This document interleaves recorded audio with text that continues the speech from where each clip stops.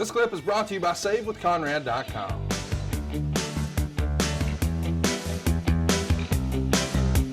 Dude, look at the stud stable we got right here. The Hollywood Blondes, Brian Pillman, Steve Austin on the way to the ring. God damn, what a loaded roster you guys had here in 1993. It's unbelievable when you really think about it.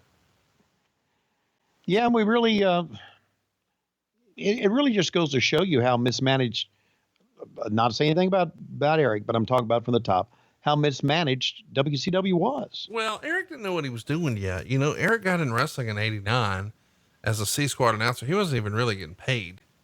And he's here for just a couple of years and then boom, he's on top. So he's bright and he's ambitious and maybe he's applying some real business sense, but he really left the wrestling to other people and the committees. And maybe that was the issue is he allowed a committee to do it. But my goodness, man, what a tag team this is.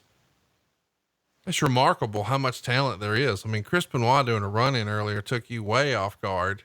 And now you see Steve Austin and Brian Pillman, and we're not even to the main event here. Of course, they're working with some independent talent here, some enhancement talent rather. And, Joey Maggs.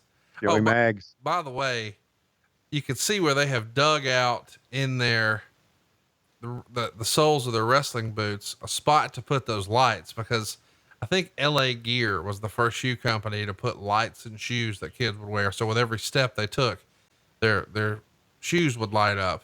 Yeah. Kids absolutely love that. And you see that they're actually trying to put that into their wrestling boots here, which is pretty fucking funny.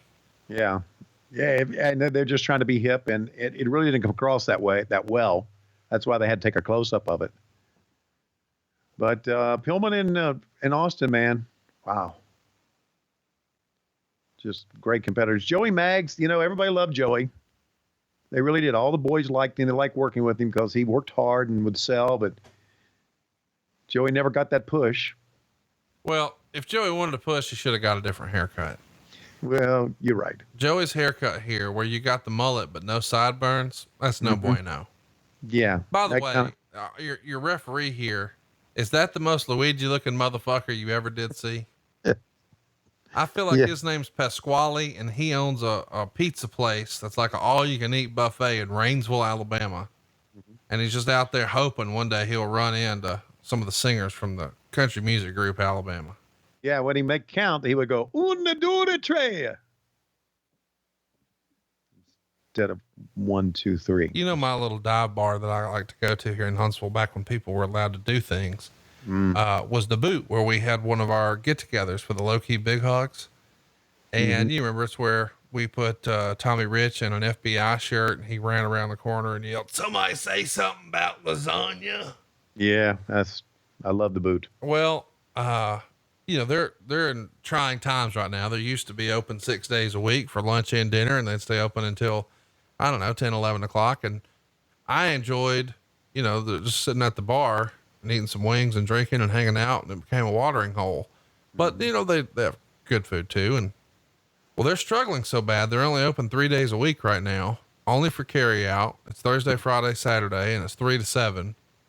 And they're just trying to do whatever they can to make it. And it's not funny, but it is. My friend Lisa, who's one of the owners of the shop, she goes on Facebook and is trying to explain what she has as a special that day, but she is like real legit Italian.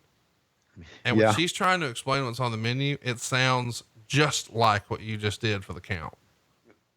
And I was like, oh, so he sounds like Lisa counting. Yeah. We gotta have a fettuccine. I know you would get it, since you too are an Italian. Yeah. From Italy. Yeah. I'm an Italian from Italy. Let's take a look at the replay once again. Well, we're getting close to the moment we've all been waiting for here. Man, Steve took care of him on that, did he not? Yes, he did. Well, I mean, so many stars. This is a really cool episode of WCW Saturday Night. Whoever picked this show out for us to watch deserves a raise. Well, it would be, wait a minute. Track it.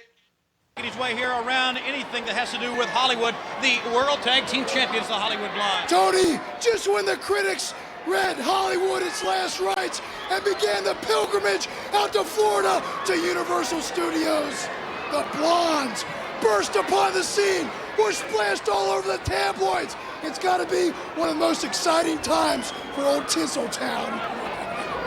Come on, Tony, don't you know who the biggest stars in Hollywood are right now? It's the Blondes.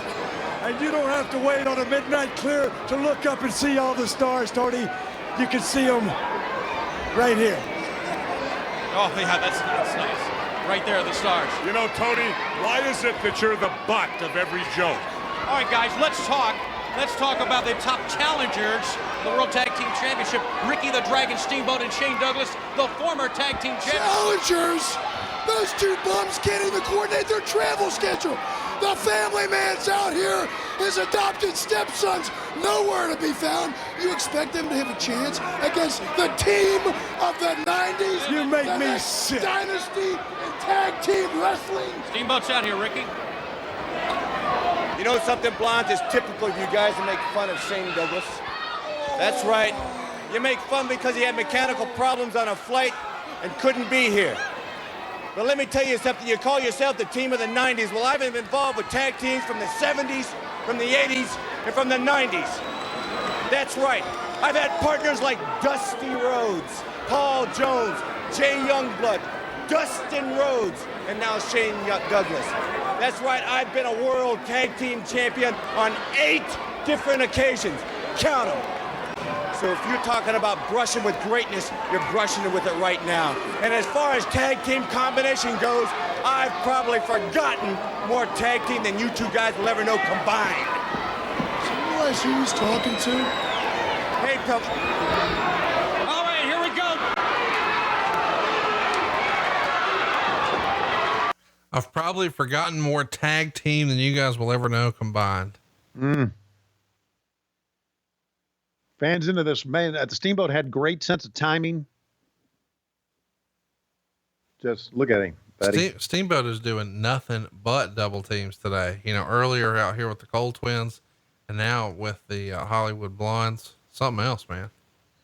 Now, who's going to come to his aid but Shane Douglas, right? Yep. With a Halliburton, old school, baby. Would have been great if his Dean Douglas outfit fell out. Do you think that,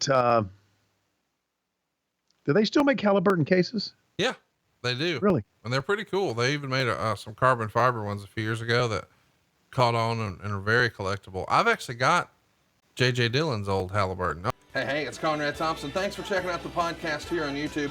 Be sure to hit the subscribe button and the notifications bell so you get a notice anytime we upload some new content. And go save yourself some money right now. If you're in a 30-year loan or you have credit card debt, it's not a matter of if I can save you money. It's a matter of how much. Find out right now for free at SaveWithConrad.com.